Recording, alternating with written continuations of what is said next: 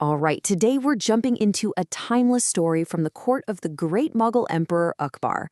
And this is a tale that really proves the sharpest weapon in any kingdom isn't a sword, but a really well-laid trap for the mind. So the whole story kicks off with a crisis. You have Emperor Akbar, one of the most powerful rulers in history, and he's facing this invisible threat. His most secret decisions are somehow leaking out of his inner circle. And this quote, it just perfectly nails his frustration. The very walls of his palace, a symbol of security, suddenly feel like they're betraying him. So let's really set the scene here. Picture this. We're in the magnificent city of Agra, in a court that's famous for its wisdom and its power. But right at the center of all this strength, there's a huge vulnerability. And the terrifying part is, it's coming from the inside. And this wasn't just, harmless court gossip. These leaks had serious, real-world consequences. You've got market traders using this secret info to get rich. Hostile kingdoms are suddenly one step ahead of military plans. And maybe worst of all, trust inside the palace is just completely falling apart. The emperor knows he has a traitor, but he has absolutely no idea who it could be. So this is the crucial mission Akbar gives to his most trusted advisor, Birbal. And notice the wording, without fear, without force. He doesn't want a witch hunt. He doesn't want a series of wild accusations that would just create more chaos. He needs the truth, but he needs it using intelligence alone. And that's a huge challenge, right? How do you unmask a liar without even showing your hand? And this is Birbal's response. It's not a promise of some big, dramatic action. It's a statement of philosophy. This quote is the key to his entire strategy. He basically believes that you don't need to force the truth out of someone. It'll come out on its own, if you just create the right conditions. His plan is to listen, not to shout. And that whole philosophy built into what has to be one of the most clever sting operations in all of folklore. See, Birbal decides that to catch someone who loves spreading information, he needs to give them the most tempting, most irresistible piece of information imaginable. And this just perfectly captures the logic of his plan. It's totally counterintuitive, right? Instead of locking down information, he's going to invent a spectacular new secret and just release it into the wild, into the very group he knows is compromised. He's baiting the trap. So here's the bait itself. It's brilliant. Birbal announces to the entire court that they're building a top-secret underground tunnel. It's the perfect piece of gossip. It involves the emperor's safety, it sounds mysterious, it's urgent, and then he adds a severe threat to anyone who talks about it, which, of course, just makes it even more delicious to share. The best part? The whole story is a complete and total fabrication. So the strategy is just beautiful in its simplicity. Step 1, plant the lie.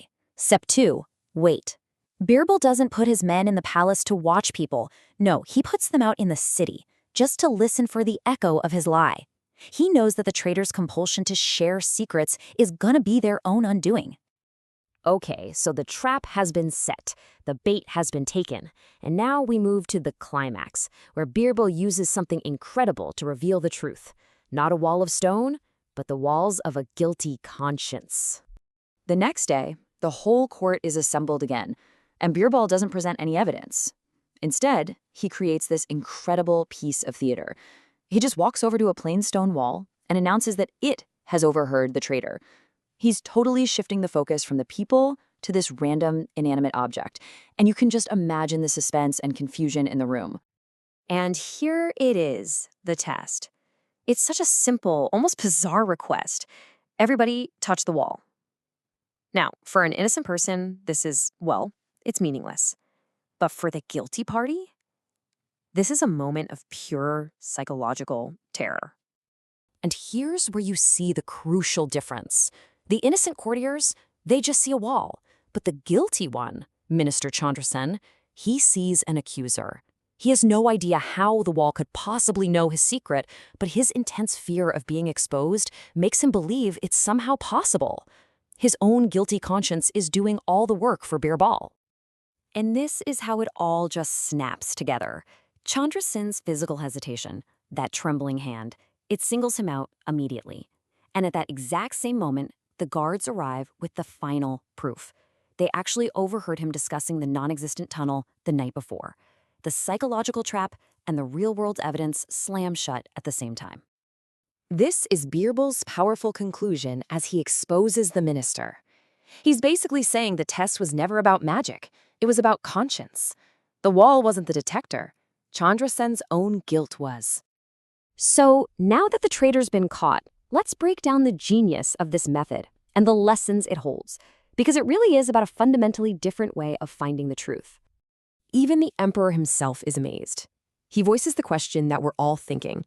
How did a simple trick with a wall work so perfectly when the whole thing was based on a complete lie? And here is Birbal's profound explanation. See, Chandra Sen wasn't afraid of the wall. He was afraid of his own lie, the lie he told the foreign traitor.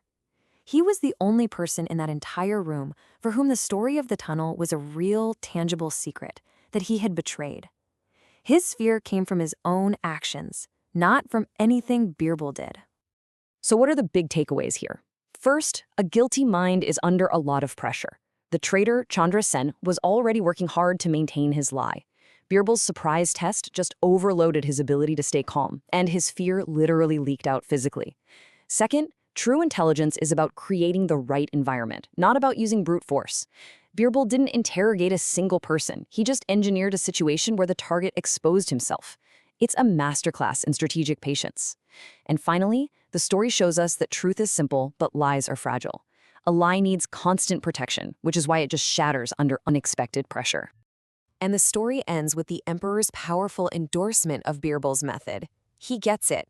He recognizes that true power and wisdom don't come from being the loudest person in the room, but from understanding the value of listening, observing, and letting other people reveal who they really are. And this leaves us with a final thought, one that is so relevant to our modern world, where we're just bombarded with constant noise and pressure to react instantly. This ancient story asks us, what can we learn not by speaking, but by creating a moment of strategic silence and just watching what happens next?